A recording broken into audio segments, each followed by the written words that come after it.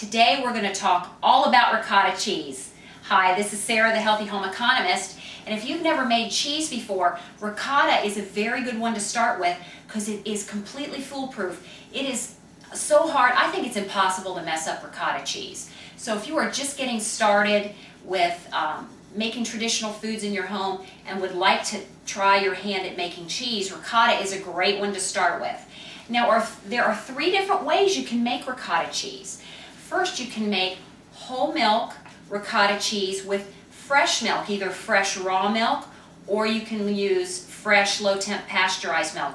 You can also use store pasteurized milk. I don't recommend that just because that milk has been very denatured because of the high temperature pasteurization. So if you are going to use pasteurized milk, I recommend that you use low temp pasteurized, non-homogenized milk. That would be an okay second choice to fresh raw milk.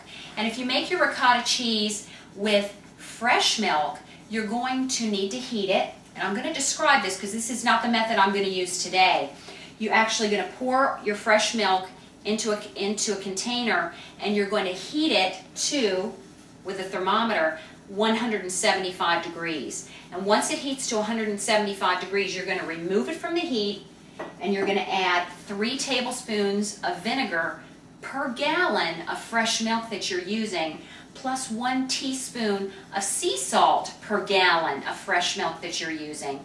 Once you've removed it from the heat, and you'll stir it in and you'll see that the separation of the solids of the milk from the whey, the liquid portion of the milk, starts to happen immediately. And once that separation occurs, you just leave the pot alone and let it cool for a couple of hours, and then you can strain it with a cheesecloth into a colander like this, and you'll separate out your ricotta cheese and your whey.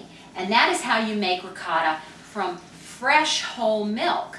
Now, the second way you can make it is from whey that you've already made from another cheese making project. For example, maybe you've made cream cheese and liquid whey, which I have a video on already. Maybe you've seen it. If you haven't, maybe you want to go check that out and come back to this point in the video after you've seen that. Or you can make mozzarella cheese, some other type of cheese. If you have whey left over from that cheese making process, you can make ricotta cheese that way, just from the whey. Now, you're not going to get much ricotta cheese from leftover whey, but it works, and you will get some at least, and it is delicious. I've done it myself. What you do for that is you just pour your whey, your leftover whey from making whatever previous cheese you've already made, into a pot and just heat it up until you start seeing little white bits, which is the ricotta cheese coming to the top.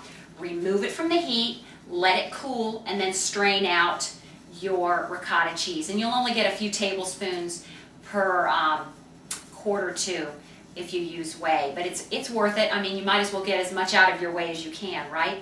Now, once you've made your ricotta cheese and you have all this whey left over, what do you do with it? It makes fantastic fertilizer. Fantastic. The only thing I would say is if you do make your ricotta cheese with using the vinegar with fresh whole milk, as I described just a moment ago, you cannot use that whey as fertilizer because it's got the residual vinegar in there, and that would not be good for your plants. But if you do have leftover whey from the second method I talked about, which is just reheating leftover whey from a previous cheese making project, yes, you can, because you didn't add any vinegar, right? You just heated up the whey and the ricotta came to the top. You can cool that whey down and use it for fertilizer. Now, the third way that you make ricotta cheese is what I'm going to do in this video and demonstrate it for you. And you can use this leftover whey as well for fertilizer because you are not going to use vinegar and I'm not going to use any salt.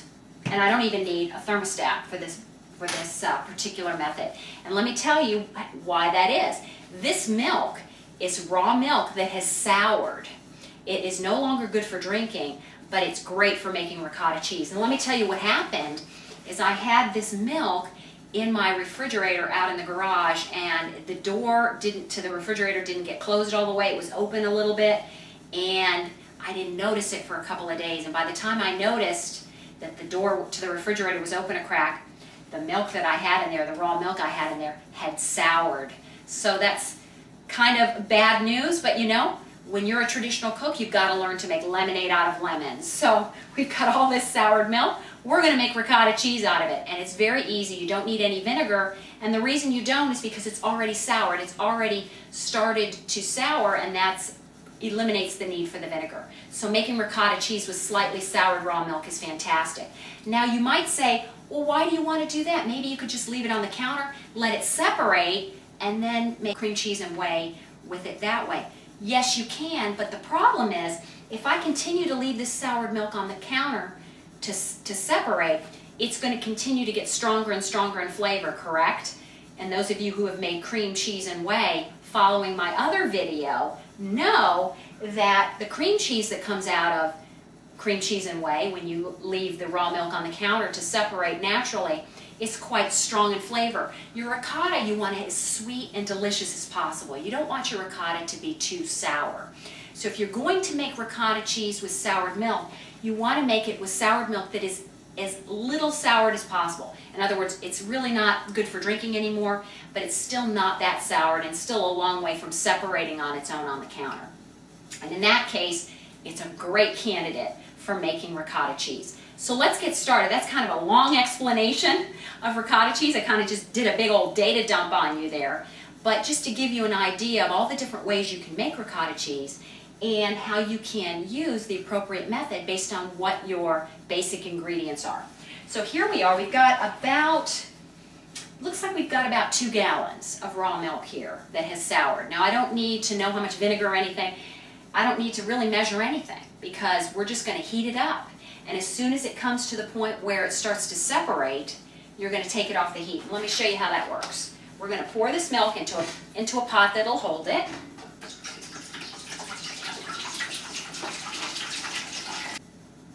I've now poured the approximately 2 gallons of soured raw milk into this big container which will hold it. You can see my containers are empty now. I'm going to move this big pot of soured raw milk to the burner, and I'm going to turn it on medium to high, and I'm going to cover it. Now I would let this sit for 5 to 10 minutes or so till it gets quite warm, and then you're going to have to watch it. You're going to have to make sure as soon as it starts to separate, the curds and the whey start to separate, you're going to remove it from the heat pretty quickly, because if you overcook the ricotta, you're going to kind of destroy the consistency of it. It's going to become, the curds are going to be too fine, particularly since I'm making this ricotta with goat milk. You can make it with cow milk, goat milk, the process is the same, but the fat is a little more delicate with goat milk, so I want to make sure that I don't heat it too long. Just as soon as that separation starts to occur, it'll come right off the heat, and we'll pick it up there and show you what that looks like. The soured raw milk has now been heating on the burner on medium to high for about 5 to 10 minutes, and we're going to take a look and see if the separation has started to occur. And as you can see, the separation has indeed occurred, so it's ready to take it off the heat. You don't want to cook it too long, and you don't have to bring it to any particular temperature to make ricotta cheese from soured raw milk. You just need to make sure that the separation happens, and depending how sour the milk is, this may take just a few minutes or may take a little bit longer. In this case, the milk was fairly sour, not sour enough to separate on its own to make cream cheese and whey, but it was sour enough to separate for ricotta cheese rather rapidly. So we're going to take it off the heat. And now we are going to take a cheesecloth. We've got a colander here. We've also got another large container, and I've got a cheesecloth. And I am going to strain it. I'm going to double it up in this container.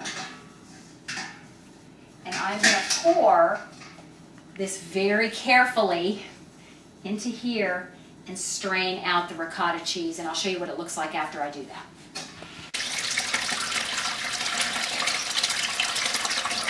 Once you've poured the whey into the colander with the cheesecloth lining the colander, you can gather up the ends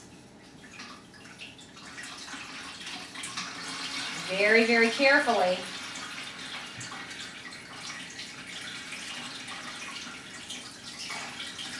You're going to knot this up so it's good, strong, and firm hold on the bag, and then we're going to hang it above the colander so that the weight of the cheese remains in the bag. You can see the beautiful ricotta cheese in the bag here, and the whey is still dripping down into this big container. Now, if you want your ricotta cheese really kind of runny, you can control that based on how long you drain it. You can check in the bag and see, oh, this is the consistency I want. If you want your ricotta cheese rather firm and dry, you can continue to let it drain until all the whey goes out of it. And then you'll get a very firm ricotta cheese. So depending what dish maybe you're going to use the ricotta cheese for, you can control the consistency of it based on how long you drain it. And when you're done, this is what your wonderful ricotta cheese is going to look like. And from a gallon of milk, you're going to get 1 to 2, actually you're going to get about 2 cups, I think. Approximately 2 cups of ricotta cheese per gallon. It really depends how much cream you have on your milk, how much ricotta cheese you're going to get. So it is going to vary quite a bit. But on this particular milk, it looks like I'm going to get a couple of cups per gallon. So I'll end up with about 4 cups of ricotta cheese when I'm completely done draining out the whey from all the cheese. This is Sarah, the Healthy Home Economist. I hope this gives you some great ideas for how to start making cheese in your own kitchen. Ricotta is a great one to start with. We'll see you next time in the kitchen.